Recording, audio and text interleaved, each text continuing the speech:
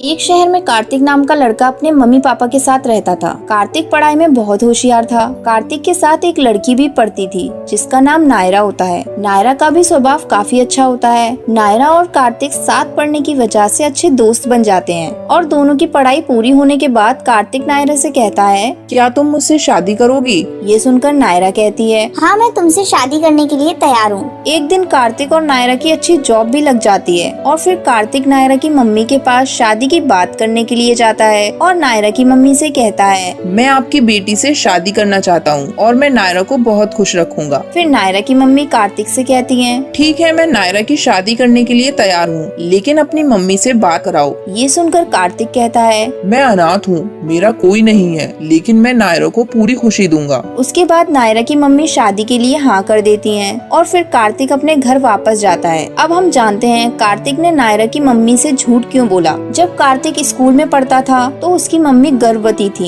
ये सुनकर कार्तिक को बहुत बुरा लगता है और आसपास के लोग भी काफी बातें बनाते थे और कार्तिक को बताने में काफी शर्म आती थी। वो सोचता है, अगर मेरी मम्मी का सच सबको पता चलेगा तो मेरी इज्जत चली जाएगी। इसलिए वो नायरा की मम्मी को कुछ नहीं बताता। कुछ दिन ऐसे ही बीत जाते हैं। कार्तिक अपनी मम्मी पापा से कहता है, मैं इस घर को छोड़कर जा रहा हूँ क्योंकि आपकी वजह से मेरी शादी में भी दिक्कत आएंगी और लोग तरह तरह की बातें करेंगे। फिर कार्तिक नायरा से शादी करके उसके घर ही रहता है। कुछ दिनों के बाद नायरा भी गर्भवती हो जाती है। ये सुनकर कार्तिक बहुत खुश होता है और नायरा से कहता है, मैं बहुत खुश हूँ। फिर नायरा कार्तिक से कहती है, काश तुम्हारे मम्मी पापा भी होते तो हम लोग ज्यादा खुश रहते। उसके बाद नायरा किसी काम से बाहर जाती है और उसका एक्सीडेंट हो जाता है। फिर कार्तिक नायरा को हॉस्पिटल ले जाता है और डॉक्टर कार्तिक से कहते हैं, तुम्हारी पत्नी अब कभी माँ नहीं बन सकती। ये सुनकर कार्तिक बहुत रोता है और अपने मम्मी की गर्भवती की सच्चाई सबको बता देता है। फिर नायरा की मम्मी कहती हैं, बेटा, ये तो ऊपर वाले की मर्जी होती है और हमें इसे स्वीकार करना चाहिए, ऐसे मुंह नहीं मोड़ना चाहिए। फिर कार्तिक के सब समझ में आ जाता है और वो नायरा को लेकर अपने घर वापस जाता है और अपने मम्मी पापा से कहता है, मम्मी मुझे माफ कर देना। फिर अक्षरा कार्तिक को माफ कर देती है और कार्तिक अपनी छोटी बहन को देखकर बहुत खुश होता है। के बाद सभी एक साथ बहुत खुश रहते हैं। तो यही थी आज की कहानी। वीडियो पसंद आया हो तो वीडियो को लाइक करें और चैनल को सब्सक्राइब करना ना भूलें।